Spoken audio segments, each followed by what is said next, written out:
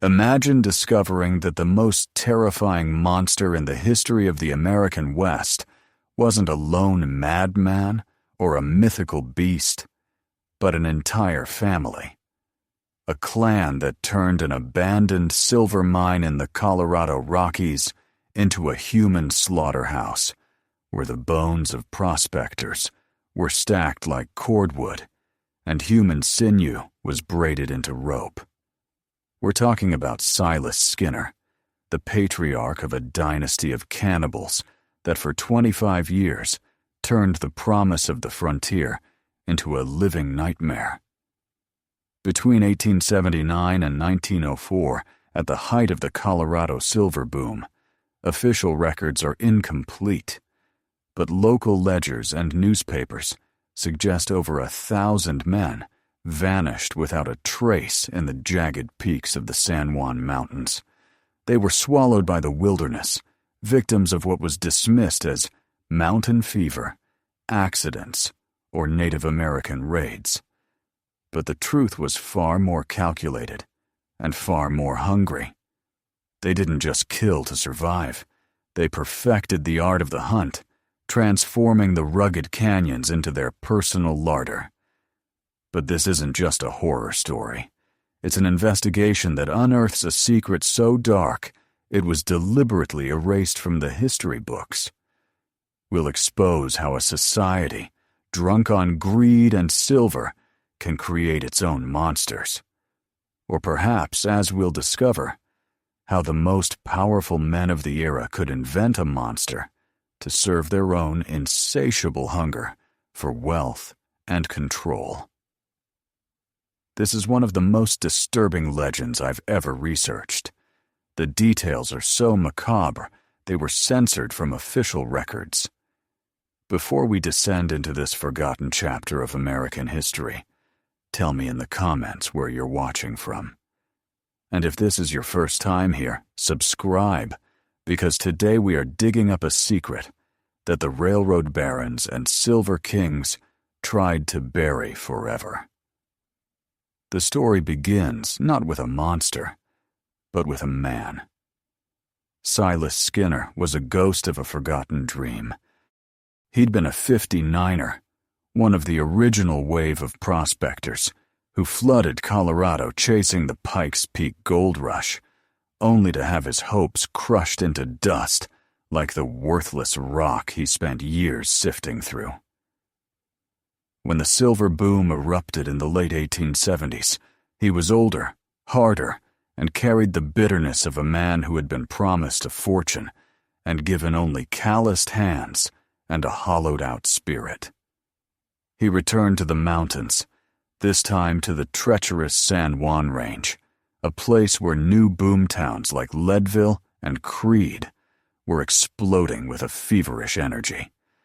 But Silas saw the truth behind the frenzy.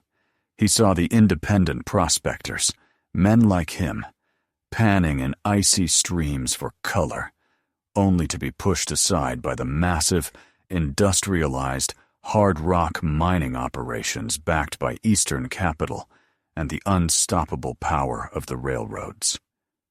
He watched as the land itself was devoured, not by men with picks and pans, but by corporations that laid tracks like iron tentacles, claiming vast swaths of territory through corrupt land grant laws and choking out anyone who stood in their way. His resentment was a slow-burning fire, aimed at a system that felt like a rigged game, a form of economic cannibalism that consumed the little man to feed the insatiable appetite of the wealthy. By his side was his wife, Elspeth. She was a woman out of time, a relic from the misty hollows of Appalachia, carrying with her a deep knowledge of herbalism and folklore. In the rough, chaotic mining camps, where progress was measured in tons of ore and miles of track, her poultices, tinctures, and whispered remedies were seen as backward, even sinister. She spoke of mountain spirits and ancient hungers, tales that sounded like the ravings of a madwoman, to men who worshipped only at the altar of silver. She was a connection to a wilder, pre-industrial world, a world the Gilded Age was trying to tame and erase. Their final break with society came in 1879. After years of toil, Silas had staked a small but promising claim in a ravine, bleeding with the telltale signs of a silver vein. It wasn't the mother lode, but it was enough. Enough to build a life, to finally escape the cycle of poverty. But their claim was on land designated as an alternate section in a massive federal land grant to a railroad company.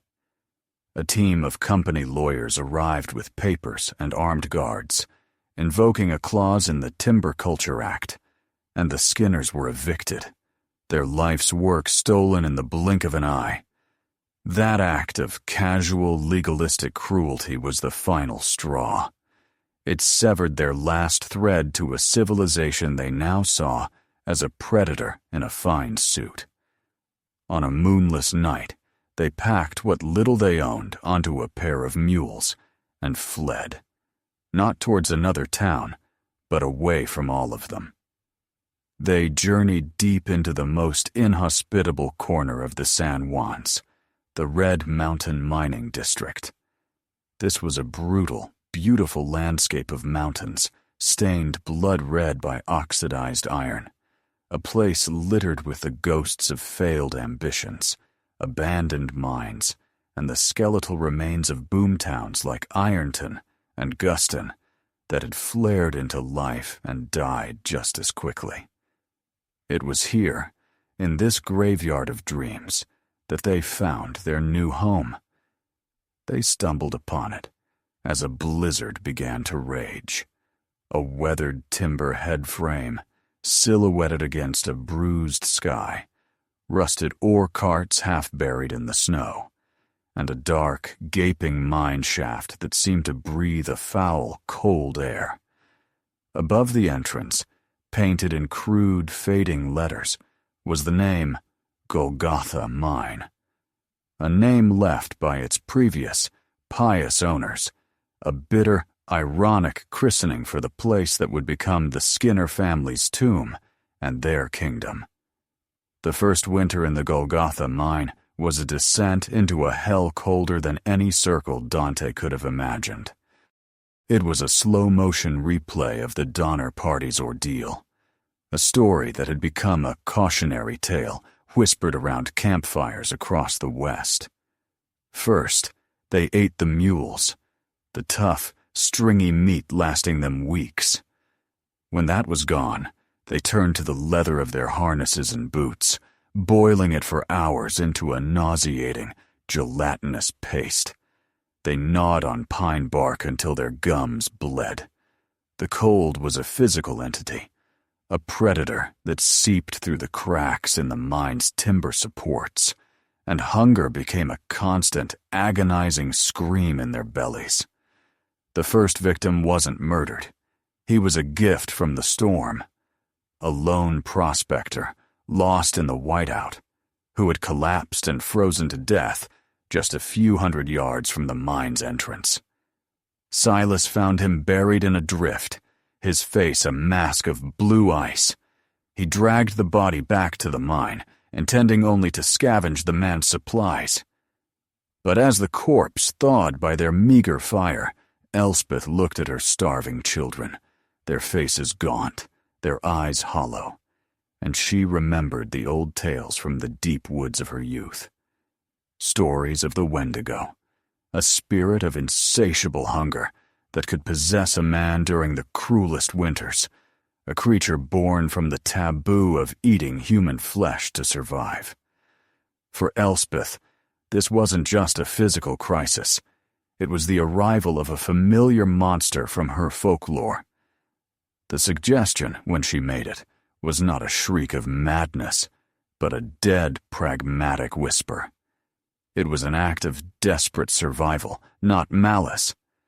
But that first bite, hesitant and horrifying, changed them forever. It opened a door that could never be closed again, Over the next 25 years, the Golgotha mine was transformed from a simple refuge into an intricate architecture of horror. It became a self-contained world, a kingdom of bone and shadow. Using his knowledge of mining, Silas modified the subterranean labyrinth to suit their new way of life. The main vertical shaft, with its creaking head frame, was their front door. The horizontal tunnels, known as drifts and stopes, became their living quarters, the crumbling rock walls shored up with stolen railroad ties and timbers scavenged from other abandoned mines. They found an old ore concentration facility deep inside, a cavernous space where a massive stamp mill stood silent, its iron heads coated in rust. This chamber, with its sluice boxes and water channels, was repurposed as their butchery, a place where human bodies could be processed with chilling efficiency. The deepest, coldest shafts, which plunged into the frozen heart of the mountain, became their charnel pit, a place where bones and offal were discarded, creating a layered deposit of their 25-year reign. But the true horror was not what they did to the mine, but what the mine did to them. For a generation was born in that absolute darkness. Agnes gave birth to 10 children in the Golgotha, and in a world without laws or taboos, sons eventually lay with daughters, and their children with each other, creating a distorted, isolated lineage. The psychological and biological consequences were profound. The Skinner children were a new breed of human, adapted to a world of eternal twilight. They were pale and wraith-like, their skin almost translucent. Their pupils were permanently dilated to capture the faintest glimmer of light from their tallow candles, making them effectively blind in direct sunlight. Their hearing became unnaturally acute, capable of discerning the scuff of a boot on rock from half a mile away through the solid stone. But the most terrifying changes happened in their minds. The mine was a sensory deprivation chamber, a place of near-total silence and darkness, and this environment systematically rewired their brains. Modern science tells us that long-term sensory deprivation can cause the hippocampus, the part of the brain responsible for memory and spatial awareness, to shrink, while increasing activity in the amygdala, the center of fear and anxiety.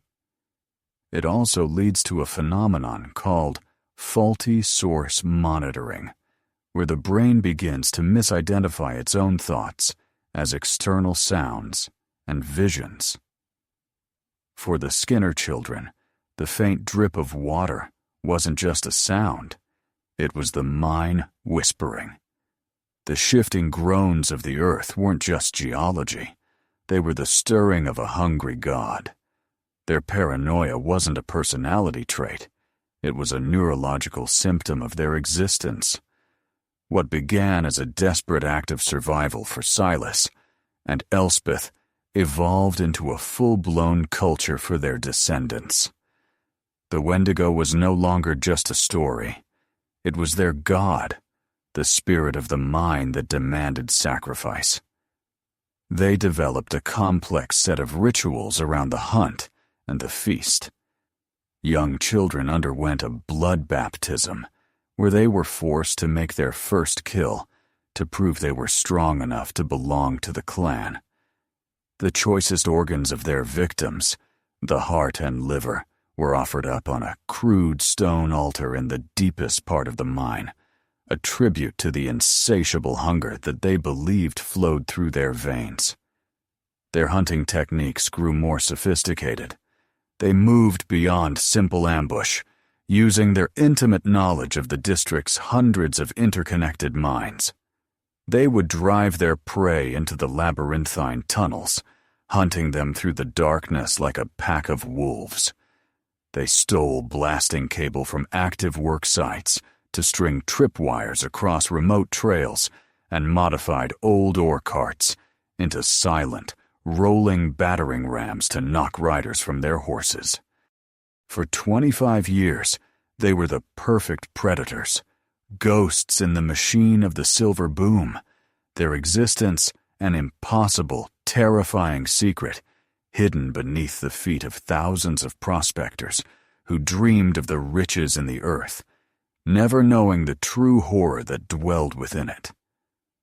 For nearly a quarter of a century, the Skinner clan operated with the brutal efficiency of ghosts, their reign of terror a silent, unseen plague upon the San Juan Mountains. But the dynasty, like the silver veins it fed on, was not infinite. The third generation, born into the lightless world of the Golgotha mine, possessed none of their grandparents' caution. They had no memory of the sun, no concept of the world above. Their reality was the rock, the darkness, and the creed of the Wendigo. They were stronger, faster, and more feral than their parents, but they were also arrogant. Their hunts became less about survival and more about ritual. They began leaving behind gruesome tableaus, the dismembered bodies of prospectors arranged in bizarre, symbolic patterns, limbs pointing towards the mine, torsos flayed open in a grotesque parody of a religious offering. These weren't mistakes. They were declarations. They were territorial markings, offerings to the spirit of the mountain, and it was this blasphemous artistry that would ultimately lead to their doom. The beginning of the end came in the form of a man named Elias Thorne, a Pinkerton agent. He wasn't hunting monsters. He was on a far more mundane assignment, hired by the Denver and Rio Grande Railroad to investigate a persistent problem of ore theft from their transport trains. His investigation led him to a small-time thief who was known to operate in the abandoned claims around the Red Mountain District. Thorne was tracking his man through a narrow canyon when he stumbled into one of the clan's traps. A deep pit covered with branches, its bottom lined with sharpened stakes. He survived the fall, but his leg was impaled. He was found not by the thief he was hunting, but by two of the younger Skinner sons. They dragged him, bleeding and delirious, back to the Golgotha mine. Thorne awoke in a nightmare. He was in a side tunnel, adrift, his wound crudely bound with what looked like human sinew. In the flickering light of a tallow candle, he saw the walls of the cavern, crawling with crude, spiral-shaped drawings made in dried blood. He saw the inhabitants, pale, silent figures, with oversized eyes that reflected the flame like an animal's. He heard their language, a series of guttural clicks and whistles that was more beast than human. He was a piece of meat in their larder, and he knew it. His escape was a feat of pure, desperate will. Using the skills that made him a Pinkerton, he managed to free himself from his bonds and crawl, dragging his shattered leg through the upper levels of the mine. He didn't get deep enough to see the true horrors of their processing chamber or the bone pit, but he saw enough. He saw human hides stretched on frames to dry, and a small child playing with a necklace made of human teeth. He finally found a ventilation shaft, a narrow passage leading to the surface, and clawed his way out into the blinding snow of a winter afternoon, the screams of the clan echoing from the darkness behind him. He stumbled for miles before collapsing at a mining camp near Auray, his story so insane, so utterly unbelievable, that he was initially dismissed as a madman suffering from altitude sickness. But Thorne had proof. Clutched in his hand was the necklace of human teeth. A local doctor confirmed they were human, and that they had been drilled and polished with a crude, but deliberate skill. The story spread like wildfire through the mining camps of Ouray and Silverton. This wasn't a job for the county sheriff. This was something else entirely. A posse was formed, but it was not a posse of lawmen. It was a volunteer army of over 100 men, composed of the toughest, most experienced hard rock miners in the San Juans. These were men who spent their lives underground, who understood the treacherous geology, the pockets of deadly gas, the constant threat of collapse. They were the only men who could fight this war. The descent into the Golgotha mine was a journey into the collective unconscious of a nightmare. The stench hit them first, 100 yards from the entrance. The sweet, cloying smell of rot and decay that had soaked into the very rock over 25 years. They descended the main shaft, their lanterns casting dancing, monstrous shadows on the timbered walls. They found the living chambers, littered with the filth of generations, and nests made of stolen clothes and human hair. They found the larder, a horrifying cavern where human bodies, in various states of butchery, hung from iron meat hooks drilled into the ceiling. And then they found the clan. The battle that followed was not a shootout. It was a primal, close-quarters war fought in absolute darkness. The Skinners, with their superior night vision and knowledge of the tunnels, were in their element. They swarmed the miners, attacking with sharpened bones and stolen tools. But the miners had their own dark knowledge. They used their canaries in cages, not just to detect bad air, but to know where the clan was hiding. The birds would fall silent in the oxygen-depleted spaces where the Skinners could survive.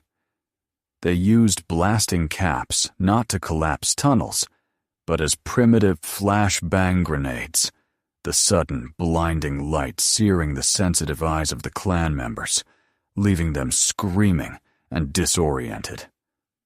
One by one, the clan was subdued. They were dragged, blinking and hissing, up the main shaft and into the sunlight. For the younger ones, who had never seen the sky, the experience was pure agony. They shrieked and clawed at their own eyes, trying to burrow back into the earth. There was no trial. There was no judge or jury. The miners, their minds shattered by the horrors they had witnessed, dispensed their own brutal frontier justice. The entire Skinner clan, 42 members in all, were executed on the spot. Afterward, they brought in cases of dynamite from their own work sites. They packed the entrance to the Golgotha mine, the ventilation shafts, every opening they could find, and with a deafening roar that echoed through the canyons, they brought the mountain down upon itself, sealing the mine and its unspeakable secrets forever. They erased it from the earth, believing they were burying a nightmare. They had no idea they were actually creating the perfect cover for an even more sinister truth. But here's the twist that's more terrifying than any part of the story I've just told. I've searched the archives, the state records of Colorado, the Pinkerton National Files, the newspapers of Ouray and Silverton from that period.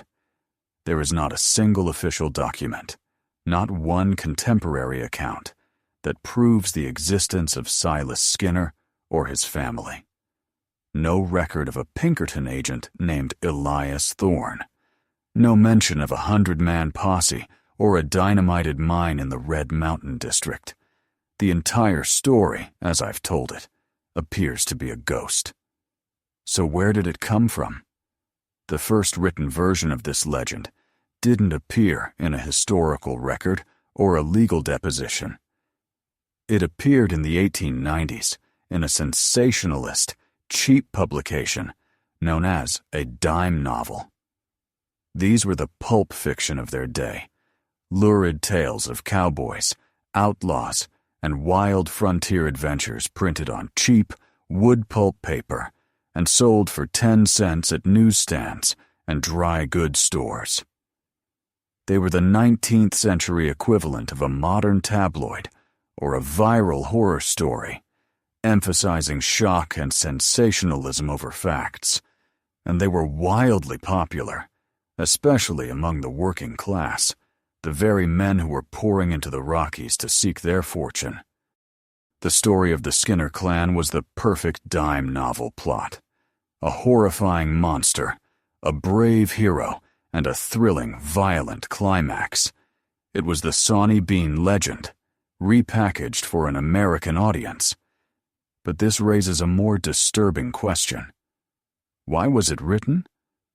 Who benefited from a terrifying story about a cannibal clan haunting the specific, mineral-rich canyons of the Red Mountain Mining District? The answer, it seems, lies not in a dark mine, but in a well-lit corporate boardroom. The Red Mountain District was one of the richest, most contested mineral belts in the world. While large syndicates backed by railroad money were industrializing the area, there were still hundreds of independent prospectors and small-time miners trying to stake their own claims. These men were a nuisance to the corporations who wanted to control the entire region. The legend of the Skinner clan was a weapon. It was a piece of corporate propaganda, a ghost story, commissioned and spread to serve a very specific economic purpose. Imagine you're a prospector in 1895. You hear the whispers in a Silverton saloon, or you read the terrifying, illustrated tale in a dime novel you bought for 10 cents. Would you dare venture alone into the canyons of Red Mountain, knowing a family of cannibals might be waiting for you in one of the thousands of abandoned mines? Of course not. The story was a form of psychological warfare designed to scare away competition. It drove down land prices, allowing the railroad and its associated mining companies to acquire valuable claims for pennies on the dollar, consolidating their monopoly over the region's wealth. In the end, it doesn't matter if Silas Skinner and his family of monsters were real. The story served its purpose. It reminds us that the most dangerous monsters aren't always the ones who hide in the dark, feasting on human flesh. Sometimes they are the ones who sit in boardrooms, who wear fine suits, and wield stories like weapons, using fear as a tool of control. The real cannibalism of the era wasn't a family in a cave. It was the unchecked, predatory greed of the Gilded Age, an economic system that consumed lives, lands, and futures for profit. The hunger that the fictional clan was said to possess was very real, but it wasn't for human flesh.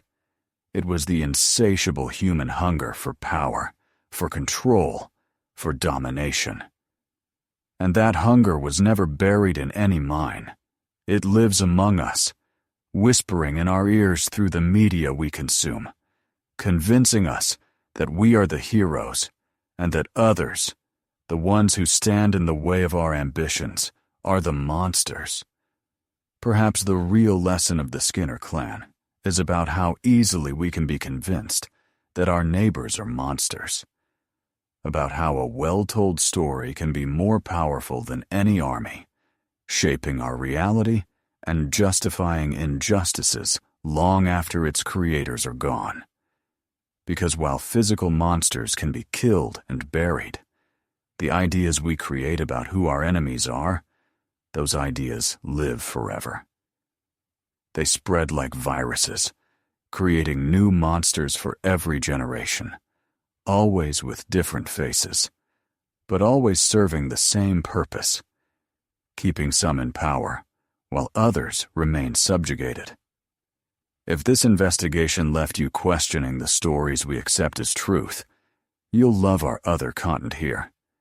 We have investigations covering everything from unsolved mysteries to urban legends that might have real foundations. Subscribe to the channel, hit the notification bell, and tell me in the comments, do you believe the Skinner clan existed, or do you think it was the perfect corporate lie? Your opinion could change how other viewers see this story. Until the next investigation.